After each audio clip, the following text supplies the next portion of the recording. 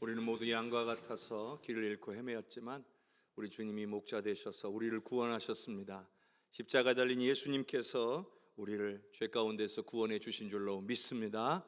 우리 옆에 계신 분들과 인사 나눕시다. 사랑합니다. 축복합니다. 사랑합니다. 축복합니다. 사랑합니다. 축복합니다. 우리 주님의 은혜와 사랑이 우리 모든 성도님들의 가정과 삶에 넘치시기를 주님의 이름으로 축복합니다. 오늘은 사순절 5째 주일입니다. 이제 한 2주 정도 남았습니다. 다음 주는 예수님 예루살렘 입성하시는 종려주일이고요, 그 다음 주일은 부활주일입니다. 남은 2주간 우리 주님의 십자가의 고난과 나를 향하신 우리 주님의 크신 사랑을 묵상하며 은혜 안에 승리하시기를 주님의 이름으로 축복합니다.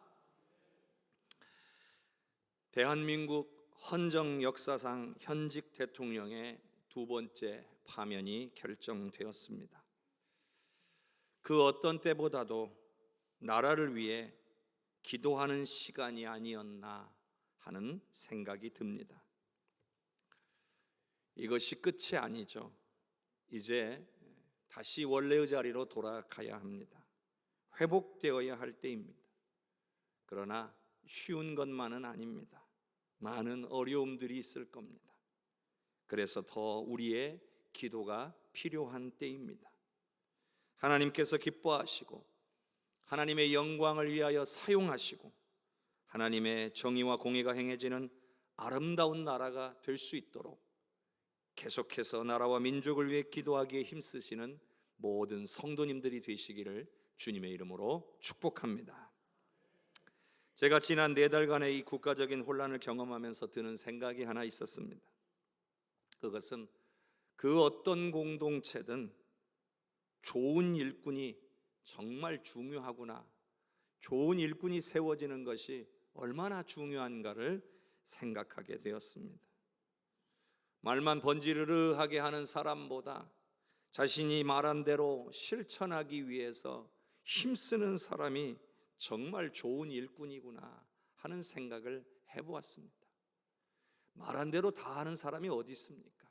그러나 말한 일을 지키기 위해서 힘쓰는 그런 사람이야말로 정말 공동체를 강하게 하는 좋은 일꾼이다라는 생각을 해봅니다. 정말 이 나라와 민족의 지도자들을 위해서 정말 열심히 기도해야 되겠구나 하는 생각을 더욱 하게 되었습니다. 자신의 이익만을 위해 얼마든지 말 바꾸고 비상식적인 행동을 서슴지 않는 사람들도 참 많구나, 그런 생각도 들었고요.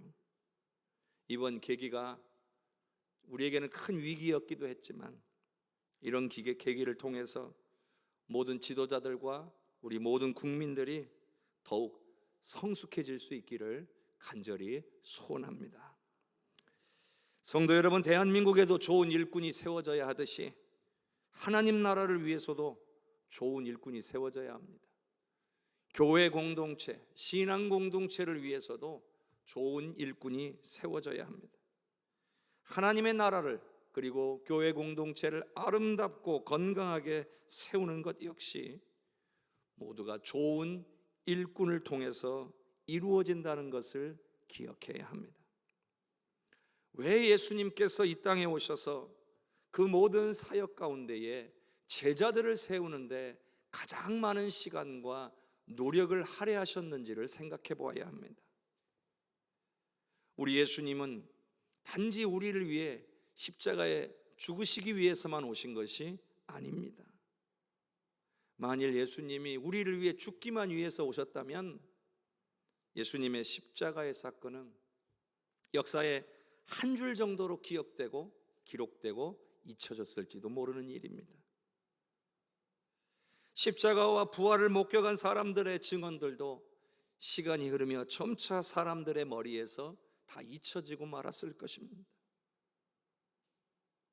여러분, 예수님의 십자가와 부활을 통해서 이루어지게 될 하나님의 나라는요, 십자가와 부활의 증인들을 통해서 온 세상으로 퍼져가야 했습니다.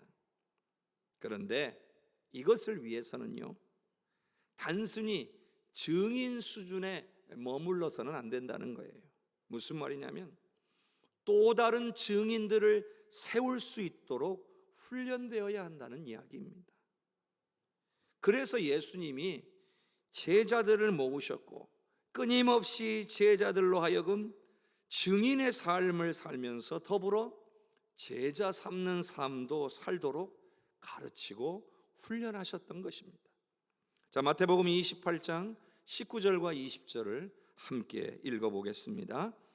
그러므로 너희는 가서 모든 민족을 제자로 삼아 아버지와 아들과 성령의 이름으로 세례를 베풀고 내가 너희에게 분부한 모든 것을 가르쳐 지키게 하라. 볼지어다 내가 세상 끝날까지 너희와 항상 함께 있으리라 하시니라. 아멘. 이것이 바로 예수님의 지상 명령입니다. 모든 믿는 자들에게 주신 주님의 명령입니다. 이 안에는 증인의 삶을 살라고 하는 것과 제자 삼는 삶을 살라고 명령하고 계신 것이 분명합니다. 말하자면 하나님 나라를 위해서, 교회 공동체를 위해서는 증인의 삶을 살면서 또한 제자 삼는 삶을 살아가는 좋은 일꾼들이 반드시 필요하다는 이야기입니다. 여러분, 이건 정말 중요한 이야기입니다. 증인의 삶을 살아가는 성도들이 없으면 교회는 점차 힘을 잃고 사라지게 되어 있기 때문입니다. 제자 삼는 삶을 살아가는 성도들이 없으면 신앙의 대를 이어갈수록 교회의 전반적인 신앙의 수준이 약해질 수밖에 없다는 거예요. 우리 한국교회가 힘을 잃어가는 이유도 이 때문이에요. 증인의 삶을 살려고 하는 성도들이 줄어들고 있습니다. 제자 삼는 삶에 대한 관심이 거의 사라져버리는 거예요. 이웃과의 관계든 형제와의 관계든 심지어는 자녀들에게조차도 제자 삼는 삶을 살려고 하지 않습니다. 프로그램이 있어도 프로그램에 관심이 없습니다. 이것이 최근의 현실이라고 봐야 합니다. 그러나 하나님은 우리를 하나님의 자녀로 부르셨을 뿐만 아니라 그리스도 예수의 좋은 일꾼으로 부르셨다는 사실을 기억해야 합니다. 자녀는 되고 싶은데 좋은 일꾼은 되고 싶지 않다. 이거는 잘못된 것입니다. 둘 다 되든지 둘 다 되지 않든지 둘 중 하나인 겁니다. 사랑하는 성도 여러분, 제가 늘 강조해 왔던 것처럼 우리는 단지 예수님을 믿기만 하면 되는 게 아닙니다. 우리는 예수님을 닮아가야 합니다. 그리스도의 장성한 분량까지 자라는 것을 목표로 해야 되는 사람들입니다. 그것이 우리를 향하신 하나님의 뜻입니다. 그것이 우리 교회와 하나님 나라를 세워가는 확실한 방법이라는 사실인 거죠. 하나님의 자녀로서 좋은 일꾼 되기에 힘쓰는 저와 여러분이 되기를 주님의 이름으로 축복합니다. 자, 그렇다면 우리는 어떤 좋은 일꾼이 되어야 하는 것일까요? 자, 디모데전서 4장 6절을 같이 읽어봅니다. 내가 이것으로 형제를 깨우치면 그리스도 예수의 좋은 일꾼이 되어 믿음의 말씀과 내가 따르는 좋은 교훈으로 양육을 받으리라. 첫 번째로, 믿는 자들에게 거짓 선생과 잘못된 것에 대하여서 깨우쳐 줄 수 있는 일꾼이 되어야 한다는 이야기입니다. 자, 우리가 읽은 6절 말씀 제일 앞에 보면 이것으로 형제를 깨우치면이라고 되어 있는 것은 바로 앞에 나오는 디모데전서 4장 1절에서 5절까지의 내용을 가리킵니다. 그 내용은 한마디로 이단과 같은 거짓 선생들이나 잘못된 가르침을 따르지 말도록 이들을 깨우쳐 줄 수 있는 신앙의 수준이 되어야 한다는 이야기입니다. 자, 이 말씀을 우리가 한번 새번역 성경으로 한번 화면을 통해 같이 읽어보겠습니다. 그대가 이런 교훈으로 형제 자매를 깨우치면 그대는 믿음의 말씀과 그대가 지금까지 쫓고 있는 좋은 교훈으로 양육을 받아 그리스도 예수의 좋은 일꾼이 될 것입니다. 세 번역으로 읽으면 조금 더 뜻이 쉽게 다가옵니다. 그러니까 우리 가운데는 믿음이 약한 성도들이 있기 마련이에요. 그런 성도들일수록 이단의 공격이나 혹은 잘못된 것들에 의해서 미혹을 당하거나 넘어질 확률이 높습니다. 그래서 이들로 하여금 이단이나 잘못된 가르침을 분별하도록 깨우쳐줘야 된다는 거죠. 그리고 그 깨우쳐주는 과정에서 본인도 하나님의 말씀을 통해 성장하고 좋은 일꾼이 되어갈 것이라는 말씀입니다. 그러니까 더 얘기하자면 뭐냐면, 다른 이에게 바른 길을, 바른 말씀을 가르쳐 주려면 나부터 바른 길이 뭔지 알려고 힘써야 한다는 얘기죠. 학창 시절에 저한테 이런 경험이 있어요. 친구가 수학 문제를 풀다가 잘 모르겠다고 저보고 가르쳐 달라는 거예요. 근데 제가 이렇게 문제를 쭉 읽어보니까 저도 정확히 다 알지는 못하겠더라고요. 그런데 풀다 보면 어찌어찌 풀릴 것 같은 거예요.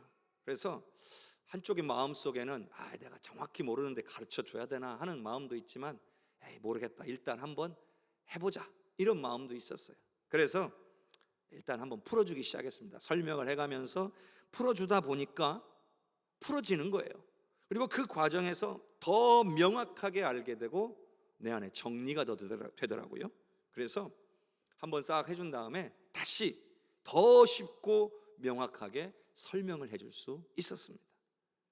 그러니까 그 과정에서 저도 배운 거죠. 다른 사람 가르쳐 주다가 저도 배운 거예요. 그 후로는 누가 가르쳐 달라고 하면 거절하지 않고 일단 하는 데까지 해봅니다. 신앙생활도요, 이와 유사합니다. 모른다고 물러서기 시작하면 성장할 기회도 없어요. 나도 성장할 기회가 없는 거예요. 누가 이거 어떻게 되는 거예요? 이게 무슨 뜻이에요? 물어보면 나도 몰라요. 그 말은 나도 성장할 기회가 없어요. 근데 한번 찾아봅시다, 한번 찾아볼게요 하고 보고 이런 뜻이에요. 그러면 저분도 도움을 받지만 나도 성장하는 거예요. 목사가요, 하나님 말씀을 다 알아서 여러분 앞에 서 있는 거 아니에요.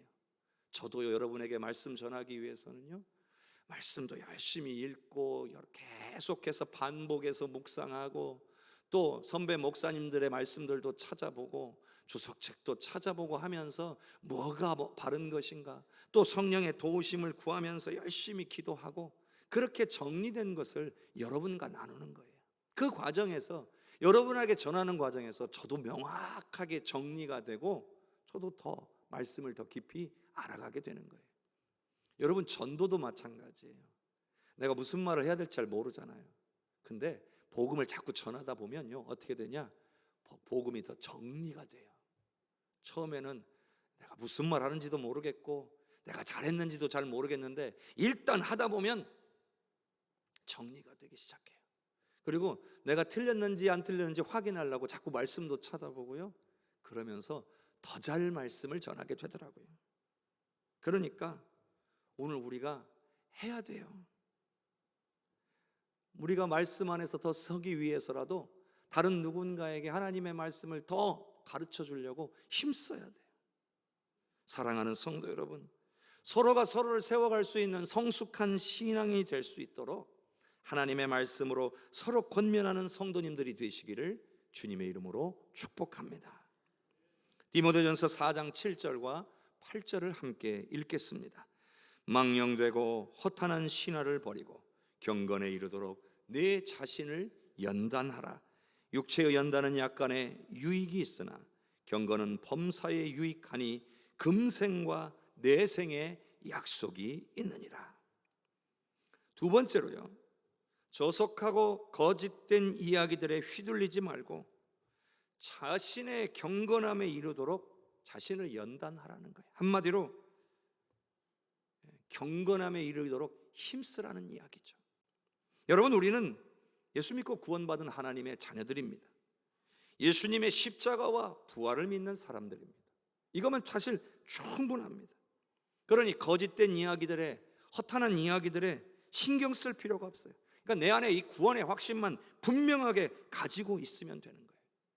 그리고 우리가 관심을 기울여야 하는 것은 내가 구원받은 하나님의 자녀로서 어떻게 살아야 되느냐, 어떤 사람이 되어야 되느냐, 무엇을 해야 되느냐, 여기에 관심을 둬야 한다는 겁니다.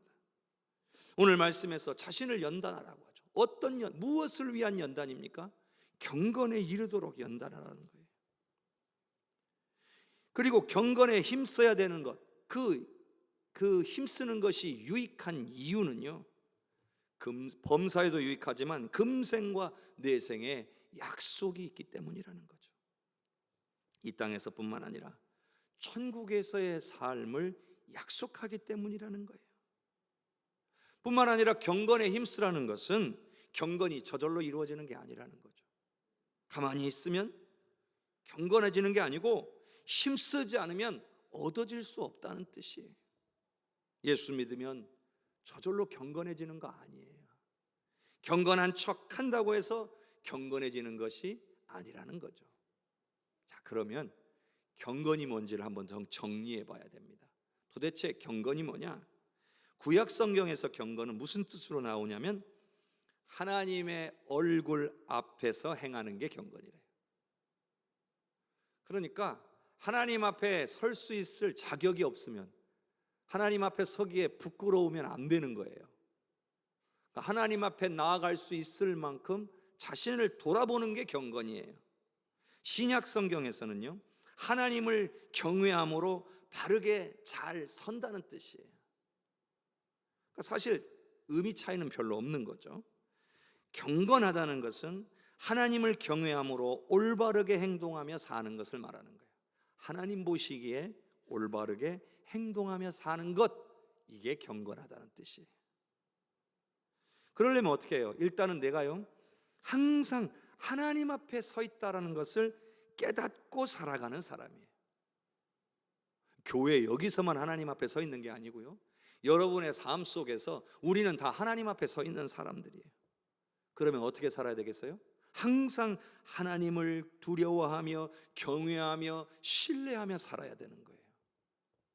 하나님 없는 사람처럼 살면 안 된다는 거죠.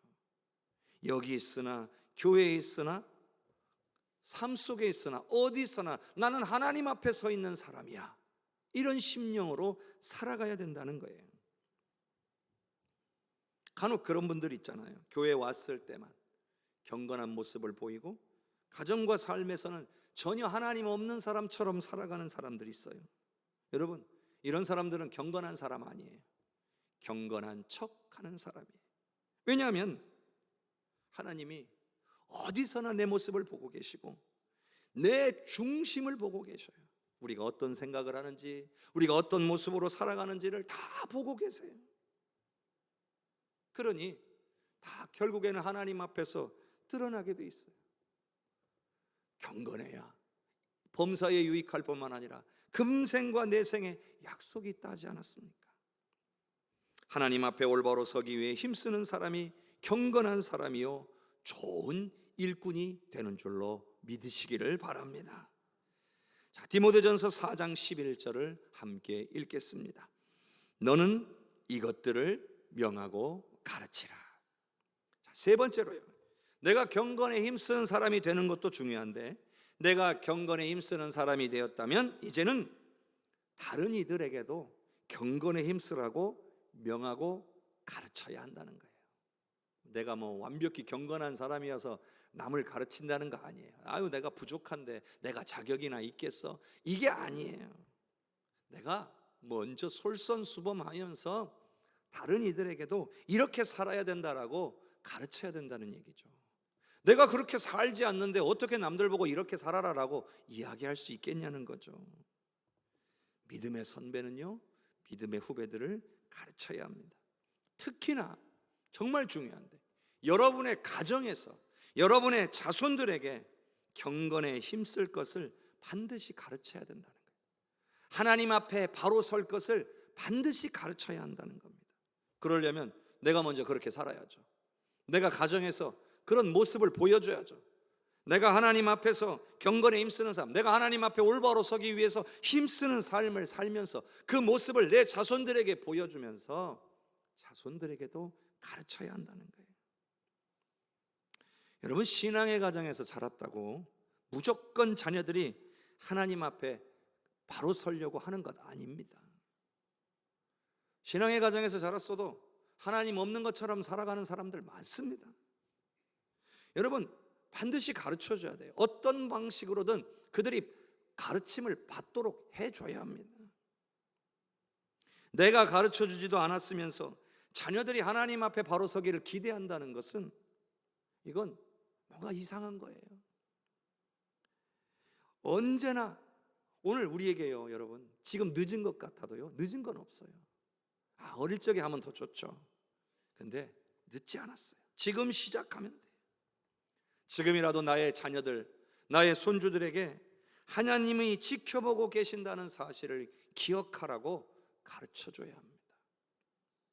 하나님은 너를 항상 지켜보고 계셔. 네가 행하는 모든 일들, 네가 생각하는 모든 걸 다 알고 계셔. 그러니 항상 하나님 잊지 말고 하나님을 두려워하며 하나님만을 의지하고 살아라. 가르쳐줘야 됩니다. 교회 나와라, 이것도 중요하지만요, 그 전에 이걸 분명히 가르쳐줘야 한다는 거예요. 하나님 널 보고 계셔. 하나님 너의 모든 걸 알고 계셔. 그러니 하나님 없는 사람처럼 살지 말고 하나님을 인정하고 하나님 앞에 두려움을 가지고 너의 자신을 돌아보면서 하나님만을 신뢰하고 하나님만을 의지하며 살아야 돼. 이렇게 가르쳐줄 수 있는 우리 모든 성도님들이 되시기를 바랍니다. 이것도 해봐야 돼요. 자꾸 하다 보면 돼요.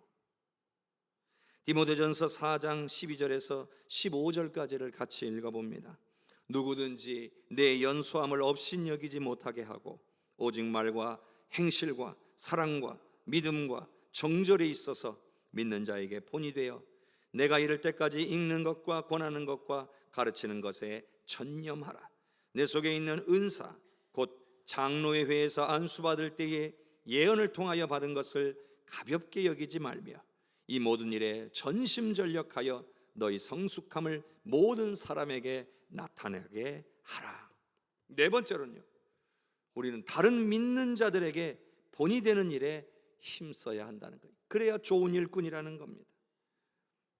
예수님께서도요, 제자들에게 항상 본을 보여주셨어요. 왜냐하면 본을 보여주는 것만큼 강력한 교훈이 없기 때문이에요. 사람들은요, 본을 보이는 사람을 존경하고 따르게 돼 있어요. 내가 어떤 위치에 있느냐, 내가 어떤 신분에 있느냐, 이걸로 사람 존경하지 않잖아요. 요즘 우리가 대통령을 보면서 존경했습니까? 그렇지 못했잖아요. 왜? 우리에게 뭔가 본을 보여주는 것이 부족했다고 판단이 되었기 때문이에요. 본을 보이는 사람을 존경하고 따르는 거예요. 가정에서도요, 부모가 자녀에게 본을 보이는 삶을 살아야 자녀도 부모를 존경하고 따르는 거예요. 교회 안에서요, 오늘 이곳에 계신 믿음의 백성들이 본을 보이는 삶을 살아야 다른 성도들이 우리를 인정하고 따르게 되어 있는 거예요. 자꾸 말을 바꾸고 변명하고 거짓말하는 사람은요, 결국에는 무시받고 외면당하게 되어 있는 거예요. 그런데 오늘 말씀해 보니까 말과 행실과 사랑과 믿음과 정절에 있어서 믿는 자의 본이 되라고 하셨어요. 말에 있어서 본이 된다는 건요, 말을 좀 절제하라는 거야. 그냥 무조건 뱉으면 다 말이 아니라는 거예요. 말을 한 것에 대해서는요, 지키려고 힘쓰라는 거예요. 행실에 있어서 본이 된다는 건요, 주님의 사람으로서 인정받으라는 얘기예요. 최소한 손가락질 받지는 말라는 거예요. 누가 봐도 저 사람은 정말 예수 믿는 사람이야 라고 인정받기에 힘쓰라는 거예요. 사랑에 있어서 본이 된다는 건 말 그대로 사랑을 실천하는 사람이 되라는 거죠. 믿음에 있어서 본이 된다는 것은요, 영적인 것을 사모하는 모습을 보여주라는 거예요. 막 남들처럼 세상적인 이야기들만 하고 세상적인 것을 막 추구하는 그 모습을 보여주면 누가 믿음의 사람이라고 보겠어요? 영적인 것을 사모하는 것을 보여줄 때에 참 믿음의 사람이구나. 또 흔들리지 않는 신실한 믿음을 보여주어야 돼요. 환난을 당했을 때, 어려움을 당했을 때 믿음을 꽉 가지고 붙들고 흔들리지 않는 모습을 보여줄 때, 야, 참 믿음의 사람이구나, 사람들이 인정하고 따르게 되는 거예요. 또 정절에 있어서 본이 되어야 된다라고 하는 것은 세상적인 탐욕과 부도덕함을 따르는 것이 아니라 거룩함을 추구하는 사람, 세상 가운데 살아가지만 구별된 사람으로서 살아가는 모습을 보여줘야 된다는 거예요. 믿지 않는 사람과 똑같은 모습으로 세상적인 것들을 막 요구하고 탐욕스럽게 살아간다면 누가 우리를 보고 하나님의 사람이라고 바라볼 수 있겠습니까? 누가 봐도 존경하고 따를 만한 사람이 되기 위해 힘쓰라는 거예요. 그게 좋은 일꾼이라는 겁니다. 여러분, 목사만 이렇게 되라는 게 아니에요. 여기 계신 모든 성도님들 한 사람 한 사람에게 이렇게 말씀하시는 거예요. 그래야 오늘 우리를 통해 우리 주님이, 우리 예수님이 존귀 여김을 받게 될 줄로 믿습니다. 디모데전서 4장 16절의 말씀을 같이 읽습니다. 내가 네 자신과 가르침을 살펴 이 일을 계속하라. 이것을 행함으로 네 자신과 내게 듣는 자를 구원하리라. 마지막으로요, 좋은 일꾼은 항상 자기 자신을 살펴보는 사람이고 자신의 가르침, 내 말을 살펴보는 사람이에요. 여러분, 일꾼이라고 하는 것은 자기 자신만을 위해 살아가는 사람을 일꾼이라고 부르지 않습니다. 일꾼이라는 것은 내가 섬기는 사람이 있고 혹은 공동체가 있는데 그 사람이나 그 공동체를 위해서 섬기며 살아가는 사람을 일꾼이라고 말하는 거예요. 하나님의 나라, 신앙 공동체, 교회 공동체를 섬기며 살아가는 사람들을 일꾼이라고 부릅니다. 그런데 하나님 나라를 위해, 교회 공동체를 위해 살기 위해서는요, 끊임없이 자기 자신을 돌아보아야 한다는 거예요. 여러분, 고이면 썩기 마련이에요. 그러니 항상 자기 자신을 새롭게 하는 일에 힘써야 한다는 거예요. 왜냐? 우리는 주님 오시는 그날까지 좋은 일꾼으로서 주어진 사명을 반드시 감당해야 하기 때문이죠. 그러니 지금 나의 영적인 상태가 어떤 것인지, 내 영적인 상태를 돌아봐야 돼요. 내 신앙생활에 문제가 없는지 돌아봐야 합니다. 나는 지금 하나님께 더 가까이 나아가고 있는지, 아니면 조금씩 하나님으로부터 멀어지고 있는지를 살펴야 돼요. 예배, 말씀, 기도, 전도, 교제, 이러한 영역들에서 내가 지금 잘 하고 있는지 점검해야 됩니다. 그래야 오늘 말씀에 나오는 것처럼 나 자신도 구원하고 다른 이들도 구원할 수 있다는 거예요. 내가 좋은 일꾼이 된다는 것은요, 나 자신의 구원을 위한 일이기도 하면서 동시에 남을 구원하기 위한 일이기도 합니다. 하나님 나라와 내가 속한 교회 공동체를 위한 일이기도 한 거예요.